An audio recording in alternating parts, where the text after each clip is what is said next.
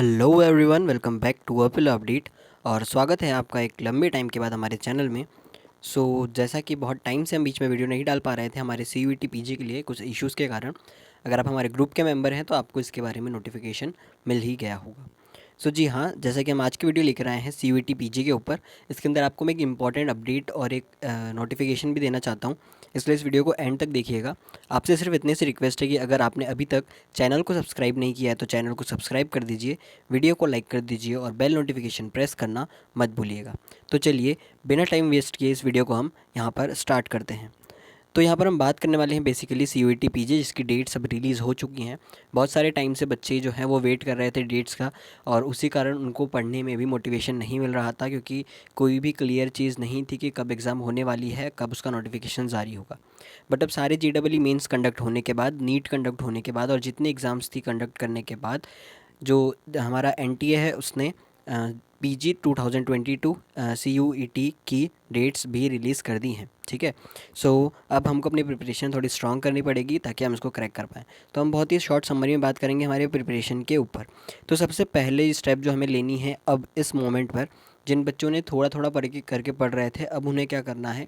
Because देखिए, पढ़ना अपनी चीज़, अपनी जगह पर एक दूसरी चीज़ होती है, और अपने स्कोर को मैक्सिमाइज़ करके सिलेक्शन पाना अलग चीज़ होती है। यहाँ पर जो आप पढ़ेंगे वो आपका सिलेक्शन के लिए पढ़ेंगे, आपका टारगेट आपका सिलेक्शन है अपने एडमिशन के लिए। यहाँ पर आपको वो वाली नॉलेज नहीं पढ़नी है जो कि आपको हमेशा के लिए काम आने वाली है आपकी ज़िंदगी भर। तो आपको यहाँ पर ध्यान देना है अपने सिलेक्शन के ऊपर।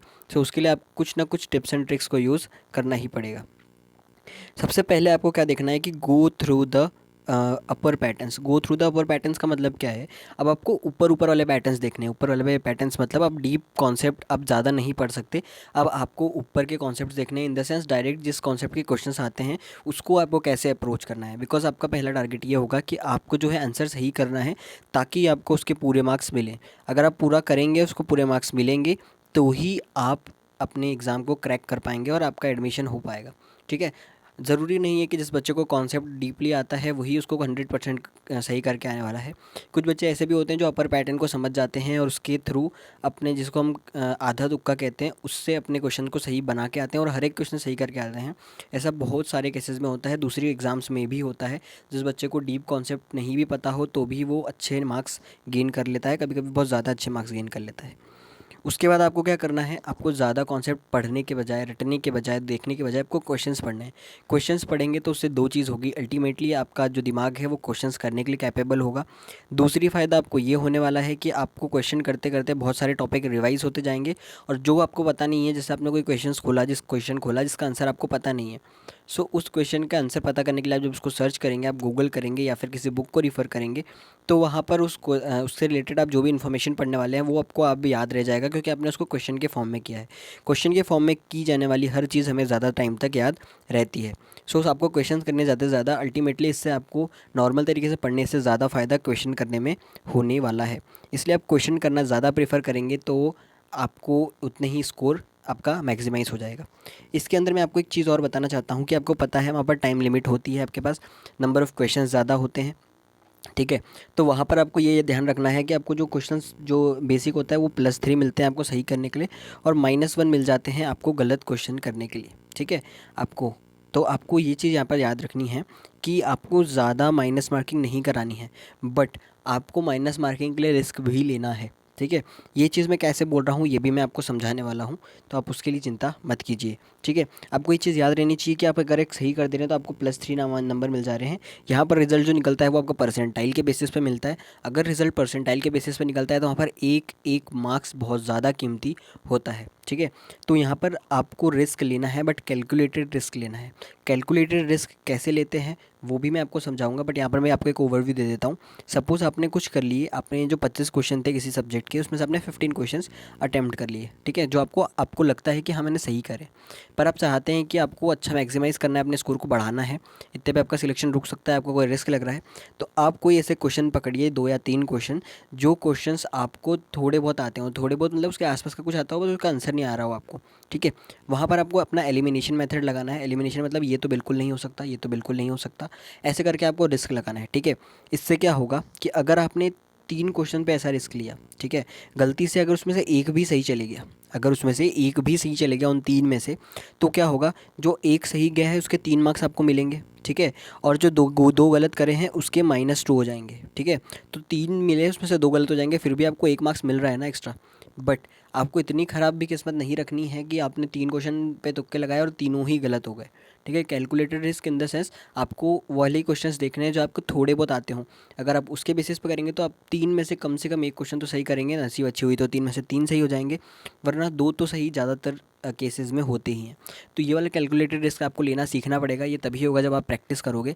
ये कैलकुलेटेड रिस्क से आपका फ़ायदा ही हो रहा है अल्टीमेटली। जैसे मैंने आपको 3 क्वेश्चन का दिया, ऐसे आप 4 या 5 क्वेश्चन तक भी लेकर चल सकते हो। अगर आप 5 क्वेश्चन करते हो, आपके 3 सही होते हैं तो आपको 9 नंबर मिलते हैं, 3 गलत भी हो जाते हैं तो आपके 3 माइनस होंगे, तो 9 में से अगर 3 माइनस होंगे तो 6 नंबर आप प्रॉफिट में हो अभी भी। आपने वो जो 6 क्वेश्चन किए, 5 क्वेश्चन किए, उसमें से आपको फिर भी 6 नंबर का प्रॉफिट हो रहा है। तो इस टाइप से कैलकुलेशन जो करता है, जो अपना रिस्क लेता है, वही हमारे टॉपर्स की लिस्ट में जाता है, मेरिट की लिस्ट में जाता है, ठीक है। बट मैं फिर से कह रहा हूँ, आपको इतनी ख़राब किस्मत लेके नहीं चलना है, इतना बुरे तरीके से गैस नहीं करना है ताकि आपके स्कोर कम हो जाए, ठीक है। उसके बाद हम जो आपको प्रोवाइड करवा रहे हैं वो क्या करवा रहे हैं, वो PGQP38 स्पेशली उनके लिए होने वाला है, जो कि DAVV यूनिवर्सिटी के लिए है। बिकॉज हमारे ज़्यादातर सब्सक्राइबर्स DAVV यूनिवर्सिटी से रिलेटेड हैं, और ज़रूरी नहीं है कि स्पेसिफिकली ये उन्हीं के लिए है। उन्हीं के साथ साथ जो सेम सब्जेक्ट्स, जो कि हमारा English comprehension and verbal ability, general test के जो टॉपिक्स हैं हमारे, वो सब, data interpretation, logic, reasoning, mathematics, basic mathematics, ये सब जिसको भी है सब्जेक्ट्स, वो भी इससे रेफ़र कर सकता है, ठीक है। इसके अंदर हम क्या करने वाले हैं, कॉन्सेप्चुअल अंडरस्टैंडिंग, जिस भी पैटर्न से, जिस भी सेक्शन से, चाहे वो इंग्लिश हो, डाटा इंटरप्रिटेशन हो, सबके लिए अलग अलग वीडियोस बनेंगी, और क्या कॉन्सेप्ट ज़्यादा यूज़ हो रहे हैं उस कॉन्सेप्ट को समझाया जाएगा, क्या पैटर्न के क्वेश्चंस बन रहे हैं उसको पकड़ा जाएगा, ठीक है, जो कि ज़्यादा पूछे गए हैं उसके पैटर्न को, ठीक है। कुछ ट्रिक्स एंड टिप्स जिससे आप उसको अप्रोच कर पाओगे, उसके सही आंसर गैस कर पाओगे, ठीक है, और शॉर्ट टाइम में उसको आंसर निकाल पाओगे, बिकॉज वो टाइम होता है। आप प्रैक्टिस करेंगे तो भी आपको टाइमर लगा के करना होगा, ठीक है। हैक्स फॉर मैक्सिमाइंग मार्क्स, ठीक है, जो कि मैंने आपको थोड़ा सा कैलकुलेटेड रिस्क करने की बात बताई, उसमें आपको और भी थोड़ा डेप्थ में समझाया जाएगा कि आप इसको क्या कैसे कर सकते हैं, ठीक है। और जो मेन चीज़ है वो है आपका मॉक टेस्ट, जो कि हम आपको प्रोवाइड कराने वाले हैं। मॉक टेस्ट आपका, जो कि हम लोग प्रॉपर 25 क्वेश्चंस वाला नहीं लेने वाले हैं, बिकॉज उसमें बहुत ज़्यादा टाइम कंज्यूम होता है, और स्क्रीन टाइम सामने बैठकर ऑनलाइन देना। सो उसके लिए हमने उसको क्वेश्चंस को जो है वो आधा कर दिए। जैसे एक सेक्शन से अगर 25 क्वेश्चंस आते थे, तो हम सारे पैटर्न को कवर करके उसको 12 या 13 क्वेश्चन में करेंगे। तो आपको जितने भी सेक्शंस आपके पेपर में आने वाले हैं उसके 13 क्वेश्चन होंगे। आपको विद इन टाइम लिमिट, आपको जिस भी प्लेटफॉर्म पे वो लिया जाएगा आपको बता दिया जाएगा, वहाँ पर आपका टाइमर चल रहा होगा। उसके बाद आपको आपके रिजल्ट की रिपोर्ट मिल जाएगी। जिस भी बच्चे को कम मार्क्स आते हैं या फिर थोड़ा सा एवरेज परफॉर्म करता है, उससे हम लाइव इंटरेक्ट करेंगे अपने गूगल मीट के थ्रू, ठीक है। और जो भी उनको प्रॉब्लम हो रही है उसके सॉल्यूशंस उन्हें बताएंगे, ठीक है। और जो अच्छा परफॉर्म करेंगे उन्हें और अच्छा बूस्टअप करने के लिए हम उनको हेल्प करने वाले हैं। सो इससे आपको भी पता चलेगा कि आपकी प्रिपरेशन कहाँ तक है, कहाँ पर आप स्टैंड कर रहे हैं। सो ये आपको बहुत ही ज़्यादा हेल्प करने वाला है। तो मैं आपको बता दूं कि ये जो मॉक टेस्ट होने वाला है, ये सिर्फ़ और सिर्फ हमारे उन बच्चों के लिए होने वाला है जो कि सुपर 30 बैच का हिस्सा है। मेनली सुपर 30 बैच के जो भी पार्ट हैं, उन्हीं को ये मॉक टेस्ट देने को मिलेगा, ठीक है। और अगर आप चाहते हैं, अगर आप नहीं है सुपर 30 का सुपर 30 बैच के पार्ट, और आप चाहते हैं इसलिए मॉक टेस्ट देना, तो आप मुझे कांटेक्ट कर सकते हैं। कांटेक्ट करने के लिए आपको हमारा व्हाट्सअप ग्रुप ज्वाइन करना होगा।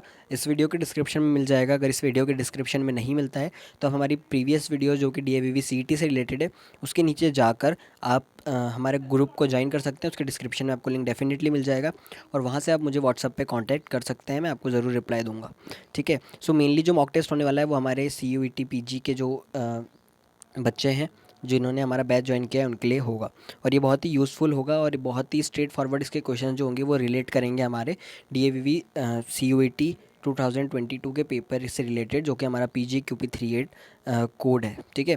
और भी अगर दूसरे बच्चे हैं जिनका सेम सब्जेक्ट है, दूसरी यूनिवर्सिटी के लिए अप्लाई किया है, वो भी ज़रूर इस टेस्ट को दे सकते हैं। बहुत ज़्यादा हेल्पफुल ये उनके लिए भी होने वाला है, बिकॉज जो पैटर्न होता है क्वेश्चन का वो सेम होता है अगर सब्जेक्ट सेम है तो, ठीक है। सो आज की वीडियो के लिए बस इतना ही। आप लोग अपने प्रिपरेशन को जारी रखिए, और हम अपने चीज़ों के साथ आगे बढ़ेंगे, और इसके लिए जो भी रिसोर्सेज है वो भी आपको प्रोवाइड कराते जाएंगे हमारे बैच में। सो आज की वीडियो के लिए बस इतना ही। आई होप आपको वीडियो पसंद आई होगी। अगर वीडियो पसंद आई है तो वीडियो को लाइक कर दीजिए, चैनल को सब्सक्राइब कर दीजिए। मिलते हैं फिर से नई वीडियो में, तब तक के लिए बेस्ट ऑफ लक।